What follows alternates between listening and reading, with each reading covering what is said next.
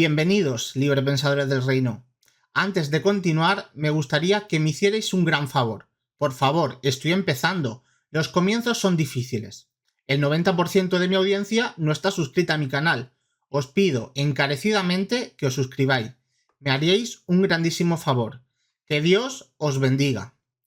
Hoy analizaremos los dos últimos versículos más utilizados por la Iglesia Adventista para decir que Elena G. de White era trinitaria. Después de este vídeo analizaremos con la suma de textos de Elena G. de White y con la base que los pioneros tenían en los diferentes textos bíblicos para defender su posición. Todavía quedan 3 vídeos que seguro sorprenderán a muchos.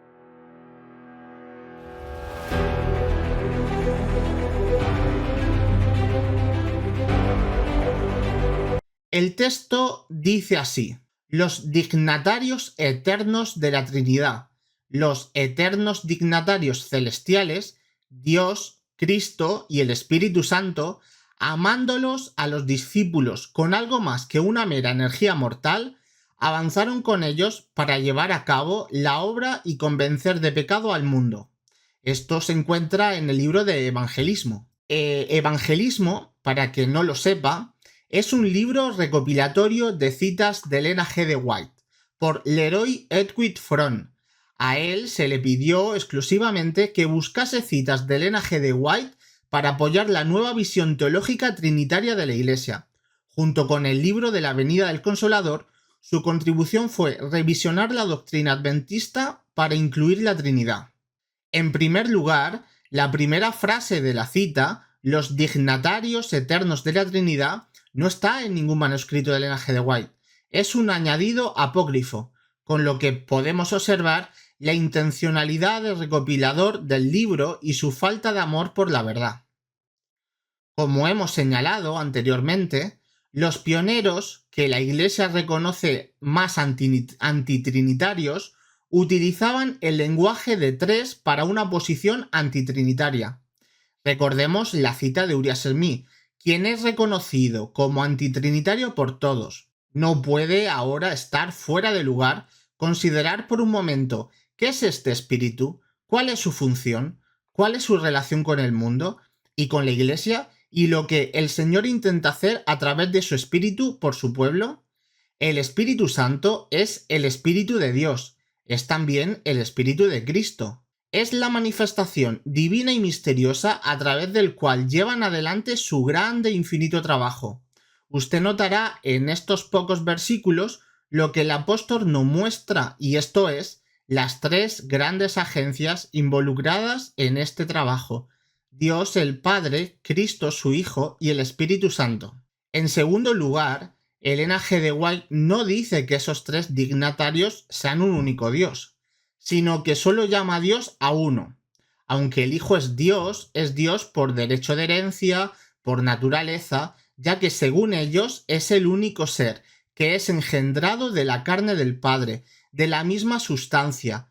El resto serían creaciones de Dios. Menciona 3 dignatarios, sí. Menciona 3 como lo hizo Uriah Smith y como también la Biblia hace. Por ejemplo, por tanto, id y haced discípulos a todas las naciones, bautizándolos en el nombre del Padre y del Hijo y del Espíritu Santo. La gracia del Señor Jesucristo, el amor de Dios y la comunión del Espíritu Santo sean con todos vosotros. Amén. De estos 3, ¿quién es Dios? El Padre. ¿Quién es el Hijo? Jesucristo. Y el Espíritu Santo es el Espíritu Santo en consonancia con 1 Corintios 8:6. Para nosotros, sin embargo, solo hay un Dios, el Padre, del cual proceden todas las cosas, y nosotros somos para Él, y un Señor, Jesucristo, por medio del cual son todas las cosas, y nosotros por medio de Él. Entonces, ¿quién es Dios? El Padre. Sigamos analizando citas equivalentes para entender a quién se refería Elena de White. Cristo dio a sus seguidores una promesa positiva de que después de su ascensión les enviará su espíritu. Y dijo, enseñar a todas las naciones, bautizándolos en el nombre del Padre, un Dios personal, y del Hijo, un príncipe y salvador personal, y del Espíritu Santo, enviado desde el cielo para representar a Cristo. enseñándoles a guardar todo lo que os he mandado. Y he aquí que yo estoy con vosotros todos los días hasta el fin del mundo. Aquí ella misma explica cómo interpretaba al Padre, al Hijo y al Espíritu Santo. Una interpretación alejada de la posición trinitaria vuelve a recalcar que solo hay un Dios, el Padre, el cual es personal. La siguiente cita amplía información de quién es el Espíritu Santo. En esta decía que representaba a Cristo. Nuestros hermanos alemanes, daneses y suecos no tienen una buena razón para no actuar en armonía con la obra de publicaciones. Los que creen la verdad debieran recordar que son los hijos de Dios y que Él los está entrenando. Que se muestren agradecidos hacia Dios por sus numerosas manifestaciones de misericordia y que sean agradecidos unos con otros. Tienen un Dios y un Salvador y un Espíritu, el Espíritu de Cristo. Debe producir unidad en sus filas. Aquí vemos cómo vuelve a interpretar al Espíritu como Espíritu de Cristo, en consonancia a la multitud de citas del vídeo anterior. Para los que hayan visto el vídeo anterior y ya todo va encajando. Para los pioneros, Adán y Eva, antes de la caída del pecado, veían literalmente al Padre y al Hijo con forma morfológica, y después de la entrada del pecado ya no podían ver al Padre. La santa pareja vivía muy dichosa en el Edén. Tenía dominio ilimitado sobre todos los seres vivientes. El león y el cordero jugueteaban pacífica e inofensivamente a su alrededor, o se tendían a dormitar a sus pies. A veces, de todo color y plumaje, revoloteaban entre los árboles y las flores, y en torno de Adán y Eva, mientras sus melodiosos cantos resonaban entre los árboles en dulce acuerdo con las alabanzas tributadas a su creador. Adán y Eva estaban encantados con las bellezas de su hogar edénico. Se deleitaban con los pequeños cantores que los rodeaban revestidos de brillante y primoroso plumaje, que gorgojeaban su melodía alegre y feliz. La santa pareja unía sus voces a las de ellos en armoniosos cantos de amor, alabanza y adoración al Padre y a su Hijo amado. Por las muestras de amor que la rodeaban, reconocían el orden y la armonía de la creación, que hablaban de un conocimiento y una sabiduría infinitos. Continuamente descubrían en su edénica morada alguna nueva belleza, alguna gloria adicional, que hechía sus corazones de un amor más profundo y arrancaba de sus labios expresiones de gratitud y reverencia a su creador. Podemos ver que ella no creía que la tercera persona sea la tercera en autoridad. Antes de la caída, la tercera persona en autoridad era Satanás. Analicemos. En primer lugar tenemos al gran legislador, el Padre. La última frase del Padre Nuestro, así como la primera, señala a nuestro Padre como superior a todo poder y autoridad, y a todo nombre que se mencione. El Salvador contemplaba los años que esperaban a los discípulos, no con el esplendor de la prosperidad y el honor mundanos con que habían soñado, sino en la oscuridad de las tempestades del odio humano y de la ira satánica. En medio de la lucha y la ruina de la nación, los discípulos estarían acosados de peligros y a menudo el miedo oprimiría sus corazones. En segundo lugar tenemos a Cristo. El Hijo de Dios era el segundo en autoridad después del gran legislador. Él sabía que únicamente su vida podría ser suficiente para rescatar al hombre caído. Su valor estaba tan por encima del hombre como su carácter noble e inmaculado, y su posición de comandante de las huestes celestiales se encontraban por encima de las obras humanas. Dios es el Padre de Cristo. Cristo es el Hijo de Dios. A Cristo ha sido dada una posición exaltada. Ha sido hecho igual al Padre. Todos los consejos de Dios están abiertos para su Hijo. En tercer lugar tenemos a Satanás. Satanás fue una vez un ángel a quien se honraba en el cielo, el que seguía en orden a Cristo. Su semblante, como el de otros ángeles, era benigno y denotaba felicidad. Su frente alta, espaciosa, indicaba poderosa inteligencia. Su figura era perfecta y su porte noble y majestuoso. Pero cuando Dios dijo a su Hijo, hagamos al hombre a nuestra imagen, Satanás sintió celos de Jesús, deseó que le consultase acerca de la formación del hombre y por qué esto no se hizo. Se llenó de envidia, celos y odio. Deseó recibir los más altos honores después de Dios en el cielo. Antes de su rebelión, era Lucifer en el cielo un excelso y alto ángel inmediato en categoría al amado Hijo de Dios. Su aspecto, lo mismo que el de los demás ángeles, era benigno y denotaba felicidad. Su frente alta y espaciosa indicaba poderosa inteligencia. Su figura era perfecta y su porte noble y majestuoso. De su semblante irradiaba una luz especial que resplandecía a su alrededor con mayor esplendor y hermosura que en torno de los demás ángeles. Sin embargo, Cristo, el amado Hijo de Dios, tenía la preeminencia sobre todas las huestes angélicas. Era uno con el Padre antes de que fuesen creados los ángeles. Lucifer tuvo envidia de Cristo y poco a poco se fue arrogando una autoridad que tan solo a Cristo correspondía. Si Satanás era el tercero en autoridad en el cielo, ¿dónde está el Espíritu Santo? Antes de la caída no hay un tercero, según la teología adventista, pero después hay un tercero. ¿Quién es ese tercero? Veamos la diferencia entre antes de la caída y después. Antes de la caída. Sin la expiación provista por el Hijo de Dios, no podría haber derramamiento de bendiciones o salvación por parte de Dios con respecto al hombre. El Señor es celoso del honor de su ley. Su transgresión produjo una espantosa separación entre el Padre y el hombre. A Adán, en su inocencia, se le concedió comunión directa, libre y gozosa con su Hacedor, después de la caída. Después de su transgresión, Dios se comunicaría con él por medio de Cristo y los ángeles. Aquí podemos ver que al no poder ver al Padre corporalmente, el Padre se comunicaría por medio de Cristo, quien era el segundo en autoridad, y los ángeles. Aquí podemos empezar a ver la relación que hace Elena G. de White de ese tercer poder y tercer agente con los ángeles. Sigamos indagando. A esta misma figura se refirió Cristo en su conversación con Natanael cuando dijo: «Veréis abierto el cielo y a los ángeles de Dios subiendo y bajando sobre el Hijo del Hombre». Al caer en pecado, el hombre se enajenó de Dios. La tierra quedó separada del cielo. A través del abismo existente entre ambos, no podía haber comunicación alguna. Sin embargo, mediante el Señor Jesucristo, el mundo fue nuevamente unido al cielo, con sus propios méritos.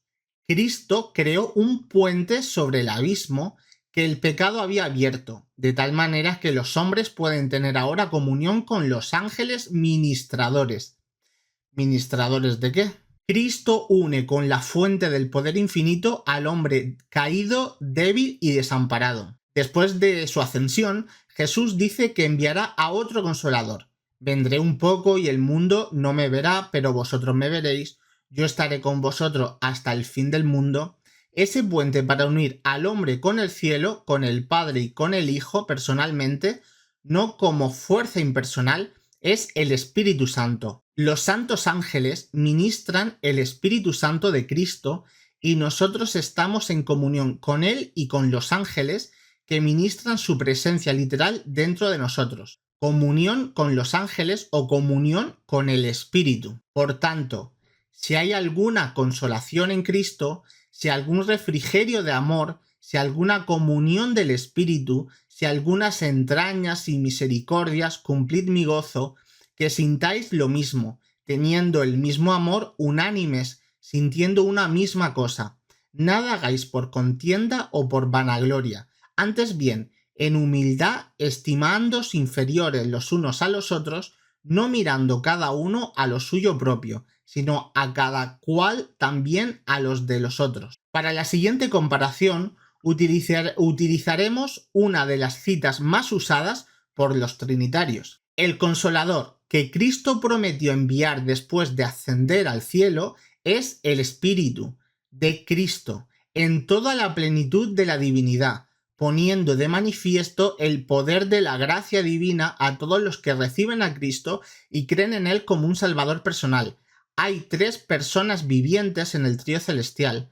En el nombre de estos tres grandes poderes, el Padre, el Hijo y el Espíritu Santo, son bautizados los que reciben a Cristo mediante la fe. Y esos poderes colaboran con los súbditos obedientes del cielo en sus esfuerzos por vivir la nueva vida en Cristo. En primer lugar, el Consolador es el Espíritu de Cristo en toda la plenitud de la deidad. El Espíritu Santo es el representante de Cristo, pero despojado de la personalidad humana e independiente de ella. Estorbado por la humanidad, Cristo no podría estar en todo lugar personalmente. Por lo tanto, convenía a sus discípulos que fuese al Padre y enviase el Espíritu para ser su sucesor en la tierra. Nadie podría entonces tener ventaja por su situación o su contacto personal con Cristo. Por el Espíritu, el Salvador sería accesible a todos. Estorbado por la humanidad, Cristo no podía estar en todo lugar personalmente. Por lo tanto, convenía a sus discípulos que Él los dejase y fuese al Padre y enviase el Espíritu Santo como su sucesor en la tierra. El Espíritu Santo es Él mismo, o sea, Cristo mismo, despojado de la personalidad humana e independiente de ella. Él se representaría a sí mismo como presente en todos lugares por su Santo Espíritu como el omnipresente. En segundo lugar, hay tres personas vivientes en el trío celestial: el Padre, el Hijo y el Espíritu Santo. Comparemos esta cita con una cita equivalente de Ellen G. de White. Dios desea que se cumplan en nosotros los propósitos de su gracia. Por el poder de su amor y mediante la obediencia, el hombre caído, un gusano en el polvo, debe ser transformado y capacitado para ser miembro de la familia celestial, compañero de Dios, de Cristo y de los santos ángeles a través de las edades eternas. El cielo triunfará, porque los lugares dejados vacantes por Satanás y su hueste serán ocupados por los redimidos del Señor. Veamos las equivalencias. Tres personas vivientes, trío celestial y tres grandes poderes es equivalente a familia celestial. Vivir la nueva vida en Cristo es equivalente a ser miembro de la familia celestial. Padre es el equivalente a Dios. El Hijo es el equivalente a Cristo.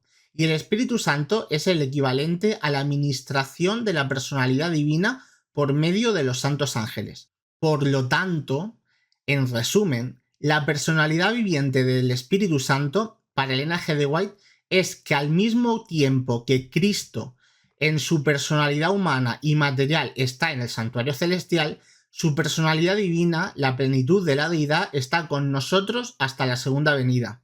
Su personalidad divina nos hace partícipes de la naturaleza divina y nos transforma. Su personalidad divina es ministrada por los santos ángeles. Nunca se debería estudiar la Biblia sin oración. Solo el Espíritu Santo puede hacernos sentir la importancia de lo que es fácil comprender o impedir, que nos apartemos del sentido de las verdades de difícil comprensión. Hay santos ángeles que tienen la misión de influir en los corazones para que comprendan la palabra de Dios, de suerte que la belleza de ésta nos embelese, sus advertencias nos amonesten y sus promesas nos animen y vigoricen. Deberíamos hacer nuestra la petición del salmista: abre mis ojos para que yo vea las maravillas de tu ley. Muchas veces las tentaciones parecen irresistibles y es porque se ha descuidado la oración y el estudio de la Biblia, y por ende no se pueden recordar luego las promesas de Dios ni oponerse a Satanás con las armas de las Santas Escrituras. Pero los ángeles rodean a los que tienen deseos de aprender cosas divinas. Acordaos, en el anterior vídeo hay una cita en la que aparece la atmósfera santa del Espíritu Santo. Y en situaciones graves traerán a su memoria las verdades que necesitan, porque vendrá el enemigo como río, mas el Espíritu de Jehová levantará bandera contra él, seguridad y paz en él. Cabe señalar que ningún teólogo trinitario aceptaría este significado de la tercera persona de la divinidad. Como siempre, estudiando el contexto histórico y teológico, podemos conocer la verdad. En este caso, la verdad de lo que creían los fundadores adventistas durante su vida. Librepensadores del reino. Si habéis visto este contenido de utilidad, por favor, suscribiros, es muy importante para mí. Hasta el próximo vídeo y que Dios os bendiga.